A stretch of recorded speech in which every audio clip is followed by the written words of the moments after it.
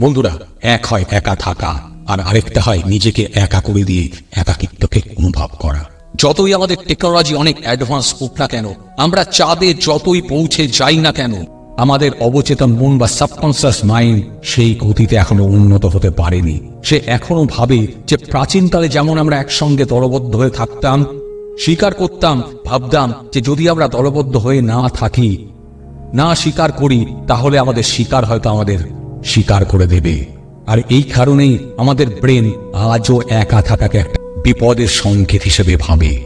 বিজ্ঞানীরা একবার একটি এক্সপেরিমেন্ট করেন, আর তাতে বেশ কিছু মানুষকে প্রশ্ন করেছিলেন।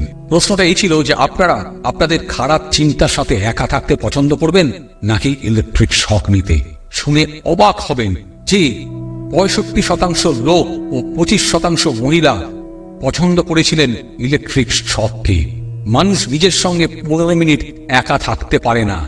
তার যে চিন্তার সঙ্গে, যার ভাবনার সঙ্গে জীবন কাটাতে হবে বহু সময় ধরে। কিন্তু আমরা কথা বলি একা থাকার।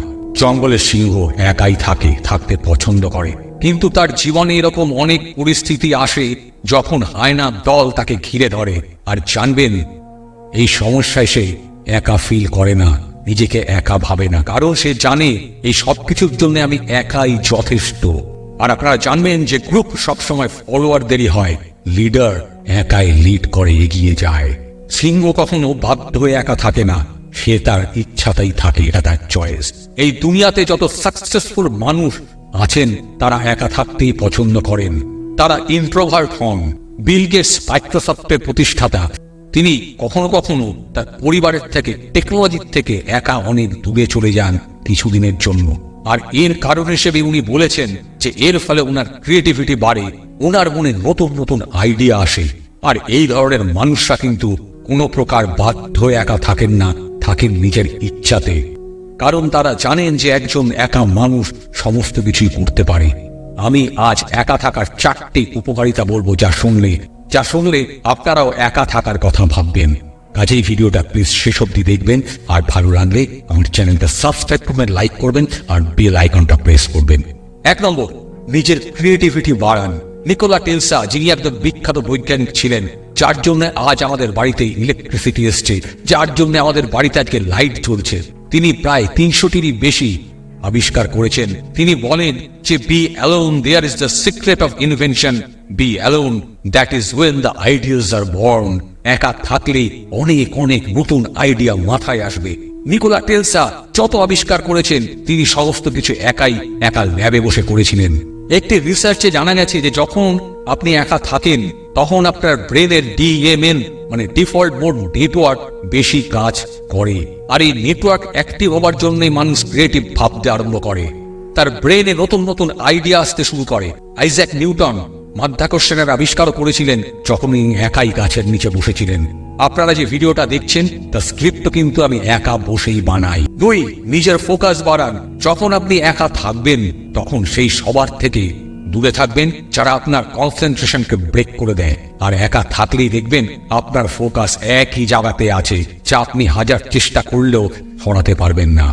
এই চ্যানেল শুরু করার আগে আমিও অনেকের সঙ্গে অযথা সময় নষ্ট করতাম, কিন্তু যবে থেকে আমি এইটা শুরু করেছি, আমি সম্পূর্ণ একা কাজ করা শুরু করেছি। আমার কনসেন্ট্রেশন অনেক বেড়ে গেছে, আমার মনের মধ্যে তৈরি হয়েছে এক অপার্থিব আনন্দ। এবার বন্ধুরা বলি, আইসোলেশন মানে কি? এক হচ্ছে একা থাকা, আর আরেকটা হচ্ছে একাকিত্বকে অনুভব করা। একাকিত্ব মানে হলো লোনলিনেস। এর জন্য আপনার জীবনে অল্প কিছু মানুষ থাকা দরকার, যাদের সঙ্গে প্রয়োজনে আপনি কিছু সময় কাটাতে পারেন, মনের কথা বলতে পারেন, ব্যাস এই পর্যন্তই। আর আরেকটা হলো একা থাকা মানে আইসোলেশন, যে সময় আপনার ক্রিয়েটিভিটি, প্রোডাক্টিভিটি এক অন্য লেভেলে চলে যায়, আপনার মনে নতুন নতুন ধারণা সৃষ্টি হয়, আপনি আপনার সেরাটা দিতে শুরু করেন, আপনার মানসিক উন্নতি হতে থাকে। এরপরে 3 নম্বর, আর তা হলো সেলফ অ্যাওয়ারনেস। আপনি নিজেকে চিনুন, জানুন। একদিন এক ব্যক্তি রাস্তায় হাঁটতে বেরিয়েছিলেন। রাস্তাটা বেশ লম্বা ছিল। অর্ধেক রাস্তা পেরোনোর পর সে তার এক বন্ধুকে ফোন করেন, এবং তারপর কথা বলতে বলতে সে ভুলেই যায় যে কখন তার রাস্তাটা শেষ হয়ে গেছে। এর মানে হলো যে আমরা যখন কারো সঙ্গে থাকি, তখন সময় কোথা দিয়ে পেরিয়ে যায় আমরা বুঝতেই পারি না। বড় বড় রাস্তাও মনে হয় ছোট যদি আমাদের সঙ্গে কেউ থাকে, কিন্তু যখন আমরা একা থাকি তখন ওই একই রাস্তাই অনেক লম্বা মনে হয়, আর আমরা আমাদের সম্পর্কে একা অনেক কিছু ভাবতে শুরু করি, ভাবতে পারি। সেলফ অ্যাওয়ারনেসের জন্য, নিজেকে জানার জন্য একা থাকাটা ভীষণ ভীষণ দরকার। কাজেই একা থাকার চেষ্টা করুন, একা সময় কাটান, কারণ যে বাইরের মানুষ সম্পর্কে বেশি জানার চেষ্টা করে সে আদতে কিছুই জানতে পারে না। কাজেই অন্যের ব্যাপারে নাক না গলিয়ে নিজেকে জানার চেষ্টা করুন। 5 নম্বর, মাস্টার ইয়োর ইমোশন। যে মানুষ তার নিজের ইমোশনকে বুঝতে পারেন, সে পারেন সারা দুনিয়ার ইমোশনকে বুঝতে। যখন কোনো বিজ্ঞাপন দেখবেন, তখন দেখবেন যে তারা কখনোই তাদের দেখানো প্রোডাক্টটার উপরে বেশি কথা বলেন না। তাদের লক্ষ্য থাকে দর্শকের ইমোশনের সঙ্গে কানেক্ট করা, কারণ এই বিজ্ঞাপনদাতারা জানেন যে মানুষ বেশি ইমোশনালি কানেক্ট হন। এবার প্রশ্ন হলো যে এই মার্কেটিং কোম্পানিগুলো কিভাবে মানুষের ইমোশনকে বুঝতে পারেন? এর সোজা রাস্তা হলো এরা প্রথমে নিজের ইমোশনটার দিকে নজর দেন, তারপরে তারা বাকিদের ইমোশনকে বোঝার চেষ্টা করেন। কাজেই যদি ভবিষ্যতে কাউকে ইনফ্লুয়েন্স করতে হয় বা কাউকে যদি ইমোশনালি কানেক্ট করতে হয়, তাহলে নিজের ইমোশনটাকে বোঝা সবচেয়ে বেশি জরুরি। আর তার জন্য সবার আগে আপনাকে নিজেকে চিনতে হবে আর বুঝতে হবে। আর নিজেকে চিনতে গেলে, বুঝতে গেলে আপনাকে একা থাকতেই হবে। তাই একা থাকুন, একান্তে থাকুন এবং যে কোনো কাজে পুরো ডুবে যান।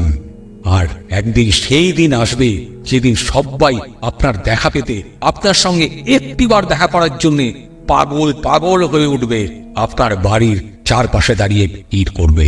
ভালো থাকবেন, ভালো রাখবেন। একা থাকার উপকারিতা পাবেন, একা থাকুন। All the best.